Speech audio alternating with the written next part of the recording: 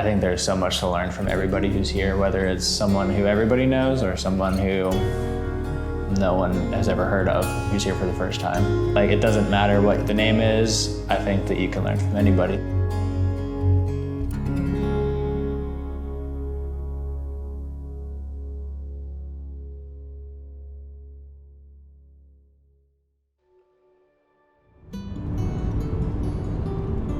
One of the biggest things that I was surprised about the first time I went, and even more so the second time, was that everything that's advertised, or what's the predominant, message from the landscapers, is you gotta go and check out all the new equipment. And you gotta go ride all these new mowers. You gotta go, equipment and products focused.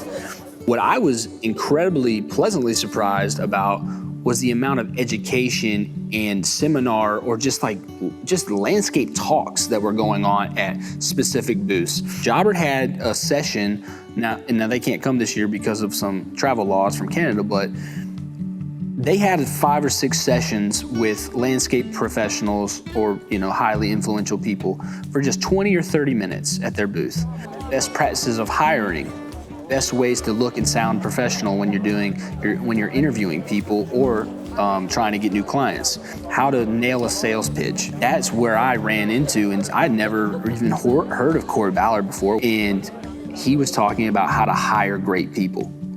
And that 20-minute talk has impacted my business for now 3-4 years. And the thing I found at all these events, and especially GIE, is guys are much more open, man. They'll share pricing, they'll share strategies on hiring people, versus your small town, right? If you're in a small town, everybody thinks everything's top secret. I don't, and we have guys on our podcast, and I want everybody to level up, but unfortunately guys feel like they're intimidated. If I tell him, he might take my account from me, and so I think it's just so important for those guys to get out, hang out with people that are winning, hang out with people that are getting it done. I think it's inspiring to see that this is not just a weekend warrior, and I don't say that in a bad term because those guys are kicking butt too.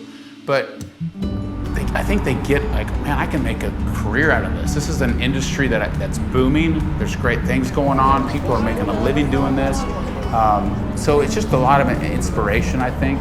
The amount you can learn just from conversations or casual seminars at booths, people you might run into and just ask one specific question, like that stuff that you can get you can't get that anywhere else.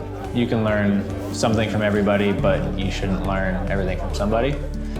I think there's so much to learn from everybody who's here, whether it's someone who everybody knows or someone who no one has ever heard of. Just ask questions like, how do you create a good culture at your company? How do you become more efficient on your routes? What kind of truck do you use and why? There's so many questions to be asked. Not everything's going to be a great answer or something that works for me, but you never know.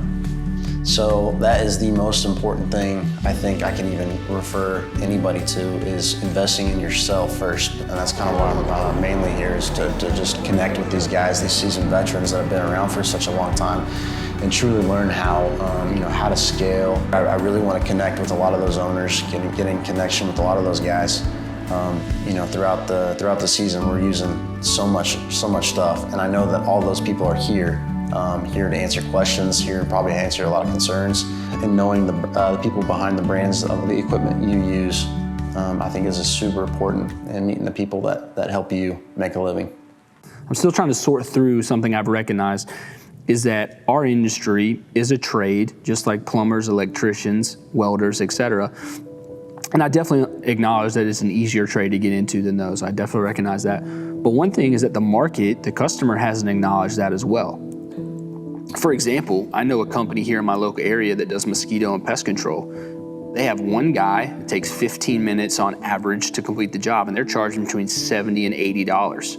Well, our average price point for 2 guys for the same amount of time, 15 to 25 minute jobs, is in our industry is $45 to $55. It's something that needs to be understood from our consumer, is that we have a lot of professional costs, even more than some trades, but also from the landscape professional side is we have to charge more if, as a whole, if we want all of us to be able to rise in our marketplace and be able to get better equipment and hire better employees. You know, there's a cap. If you're not charging enough, you can only pay people and get the facilities that make sense for those budgets.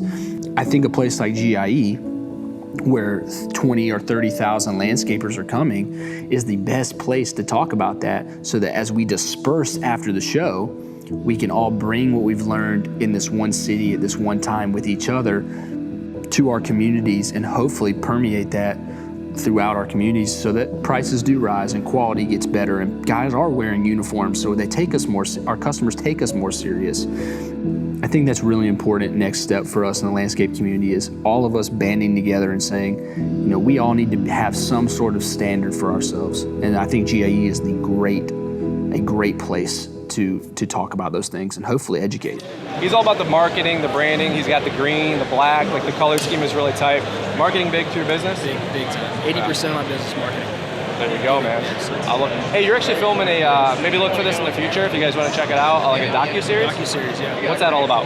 It's about just how to level up your business, going from wherever you're at to take the next step. So we're interviewing people like Brian, Paul Jamison, Kory, Ballard, and then showing a lot of the show of why you should come to GIE. If you're not here, this will show you why you should be here. What if somebody couldn't make it, but they're thinking about it, they're on the fence? What do you think about next year? Yeah, I gotta be here. You gotta take that next step. So that's exactly why we're doing that. So all right, man. Thanks, Brian. I love it. All right, guys. Well, make sure you give them a follow on Instagram. Do you have a YouTube channel? Yeah. All right.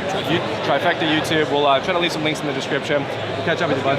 All right. See you guys. All right. Cool. Yeah, absolutely. It's good. It doesn't matter how long I've been in business. I'm going to continue to learn. And if I can talk to these guys that have been in business for 20, 30 years, and that's the cool thing, is there are those people here that have been in business 20 and 30 years and own million, if not billion-dollar companies, and you can rub shoulders right along next to them, and most of them are very nice and will talk to you and give you information and answer your questions. It's an industry that's booming. There's great things going on. People are making a living doing this. So it's just a lot of inspiration, I think. We want you guys here. We're committed to you guys. We're going to work through this. So people were, blown away by that. And so when I left GIE, I felt like I had those tools. I felt like I saw softwares and marketing strategies from booths. There was this blindness I had, or a fogginess is maybe a better word, that left my eyes as I left GIE. There's no better person to invest in than yourself in business. So if you're spending some money on a conference like GIE or an expo, then that's not going to be a bad thing. If I didn't have the network that I have no idea where I'd be. There are people out there who are at GIE who want to see you succeed, and they genuinely care about you. Places like this are super important, super valuable. There is something here for everybody, and I think if you're honest and you take the time to invest in yourself, then you're gonna see it pay off over the next 12 months if you apply it properly. So one, I'd say be really honest with yourself, come up with a game plan and figure out where your weaknesses are, and then come here, find out ways to be able to fix those, and then go back and apply it.